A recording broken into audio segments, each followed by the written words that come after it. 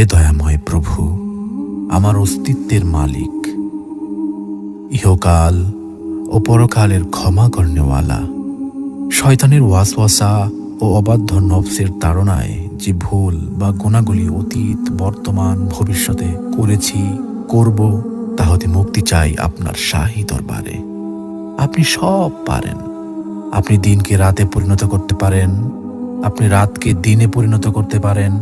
আপনার কুদরত ও ক্ষমা সব কিছুর ঊর্ধ্বে।